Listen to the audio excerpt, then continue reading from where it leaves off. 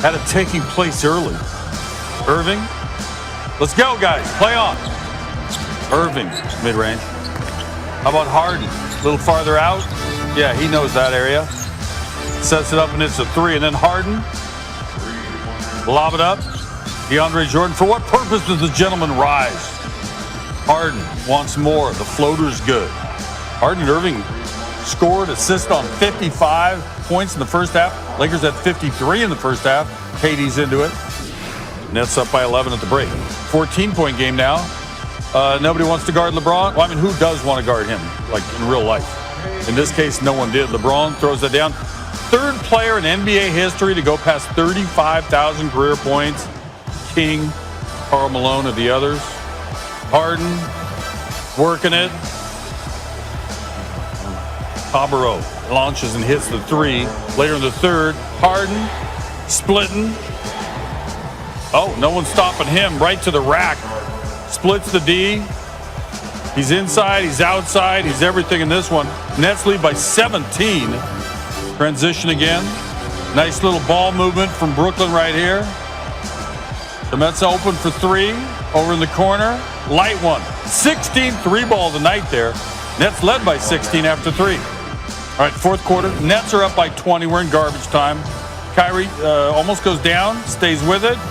He's going to shoot after all that effort and make it. Another look. Irving.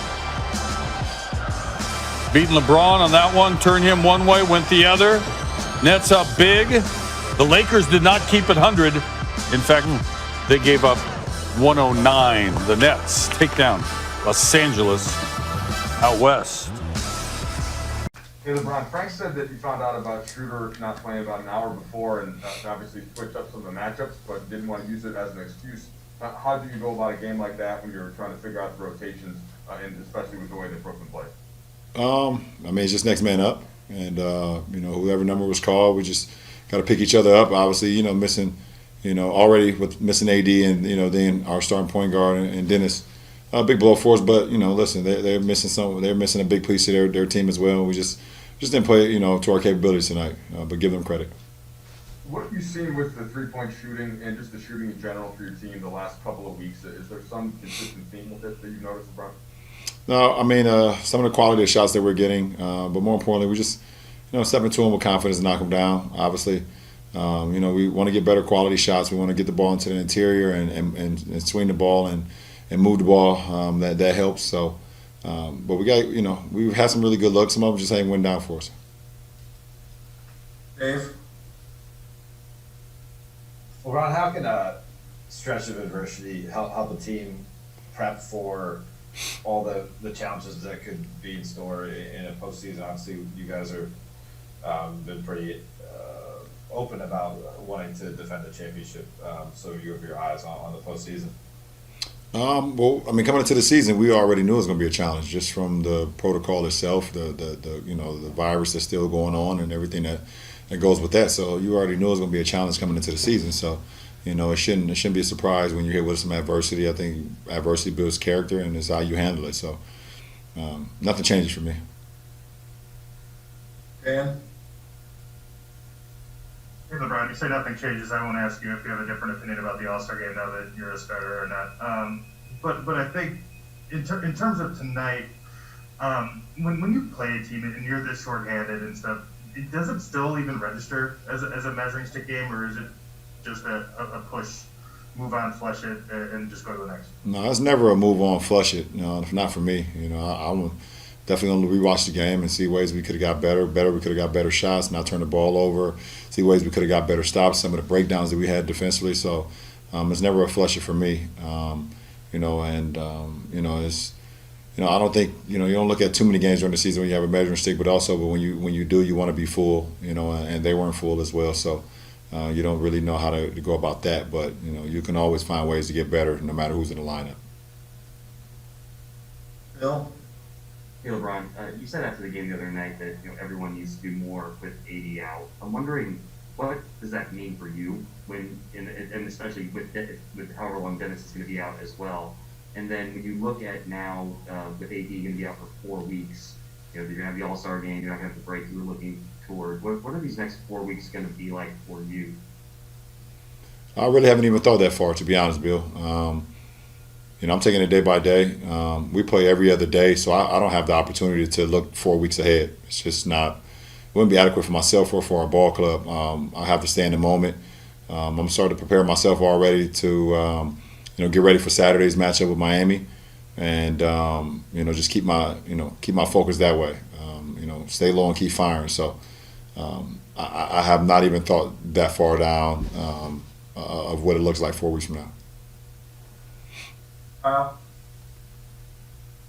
Hey, LeBron. Just about that matchup with Miami. I know nothing about this timeline of the season makes any sense really, but does having that matchup just a couple months removed with those guys kind of give you any reflection? Does it bring you back to the finals? Does it just kind of reinforce how quick this all has been? No, not really. It's just it's a different scenario, different environment. Obviously we were in a bubble in Orlando, and now we're back in in our region. Being in LA at Staples Center, but without our fans. It'd be, I don't want to say it'd be good, but it'd be familiar faces to see them again in such a short period of time. But as far as the memories and things of that nature, going back to our battle with them in the finals, I don't think that'll come up to me too much throughout the game. Hey LeBron, you became the third player in NBA history to score 35,000 points tonight, joining Kareem and Karl Malone. I'm just curious what you think of that accomplishment. It's the same answer for me. First of all, I'm very humbled and very grateful to be a part of such a great league, and I love to do what it's a privilege to do what I love to do, and that's to play the game of basketball, continue to inspire the youth, and for me to be linked with some of the greats that ever played this game is always an honor. And I've always just want to go out there and play the game the right way. Inspire my teammates and inspire people that watch me, and just try to be as good as I can be every single night. And not really put a ceiling on my ability or put a ceiling on what I can do as far as this game. I've had some pretty good moments, and I'm very thankful for that. Take two more, Rashawn. Hey, LeBron. Coach Vogel talked about the Nets playing some types of defense that you guys hadn't really seen before this season. What were some of the challenges that they presented on the defensive end tonight?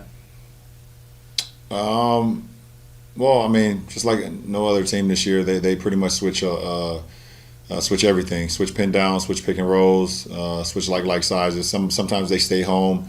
With some of their different schemes, they have some different personnel that they will stay home on things of that nature and play some more traditional coverages. But something that I've seen before. It wasn't too challenging for me. But it's their defense, and they try to get you to play a lot of ISO ball. They try to get you to not move the ball, not move bodies, and they did a good job of that tonight. All right, we'll wrap with Rachel Nichols, please. Hey LeBron, I just wanted to follow up on your experience with AD being on the sideline. You guys are so close and have such a great chemistry and rapport on court. Are there moments where you find yourself kind of instinctively looking for him, but he's not out there? Or is there anything about your routine around the game that changes with him on the sideline? No, nothing changes for us. He has to do right now. He's doing exactly what he needs to do to get himself back into the best health that he can be in.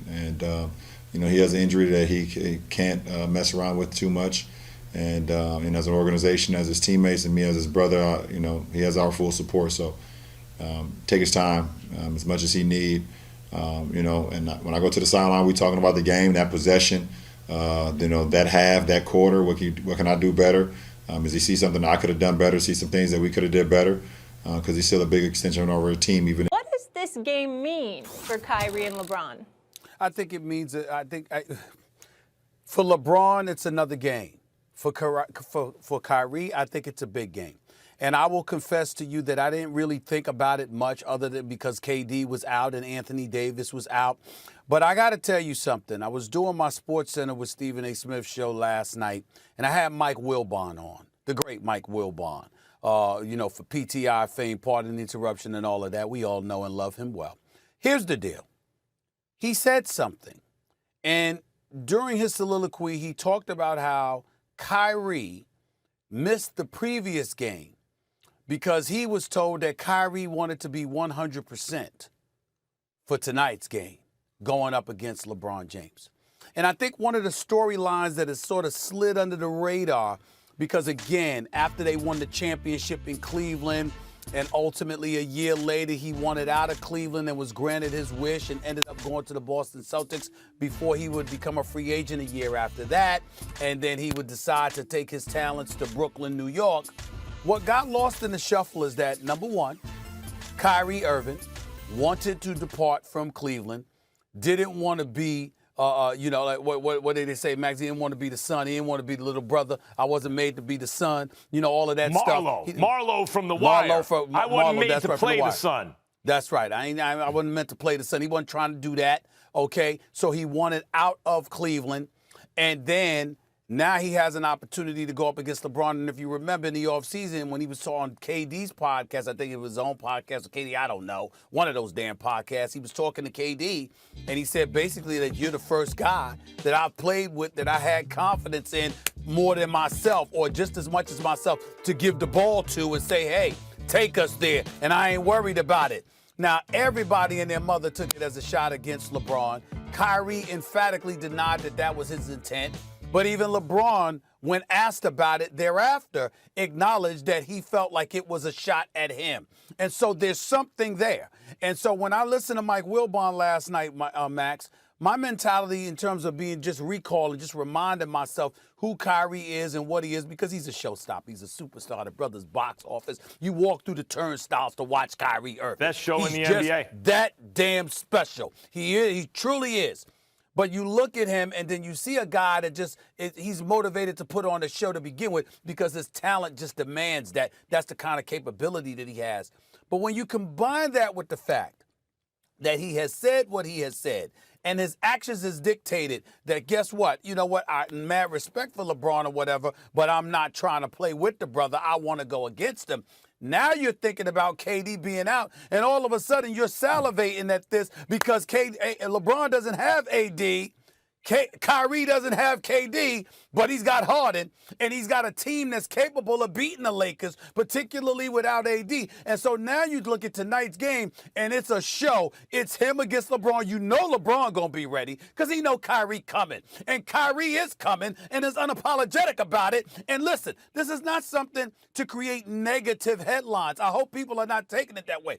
I'm saying when we talking basketball, here, Max, all right? And you're talking about not just teams going up against each other, but that individual show, because it's not like Kyrie can guard LeBron or something like that because LeBron's just too damn big for him. I'm just talking about two cats who are elite, going at one another, looking forward to going at one another, and no matter how much they try to hide it, everybody knows they're going after one another. That is what makes tonight such a compelling matchup. I think Kyrie Irving is going to try to put on a show. I think he's going to try to drop 50, okay? And I think LeBron is going to be right there saying, wait a minute. Have you forgotten who the hell I am? I think it's that kind of matchup, and I'm looking forward to it. Well, your years on the beat, Stephen A., and writing for a paper like the one you did in Philly is showing, because you hit the nail on the head in terms of this storyline. Like, that's the story. For everyone who's like, damn, Lakers, Nets, I was looking forward to this one. This is supposed to be a finals preview. No AD and no KD. Damn, it's not the same. Well, that's the story right there. Kyrie is coming for LeBron's head. And you bring up Marlo from The Wire. You know, I love to talk about Kyrie that way because Proposition Joe told him, I treated you just like a son. And Marlo's about to have him bumped off. That's right. And Marlo says, I wasn't made to play the son. The difference here is if Kyrie ever felt like LeBron was trying to son him, that may be. LeBron ain't Prop Joe. LeBron is the boss of all bosses. This ain't Prop Joe.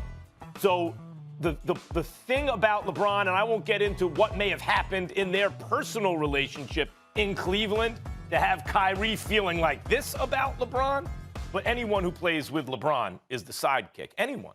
Like, AD is with LeBron. Who's the main man? It's LeBron.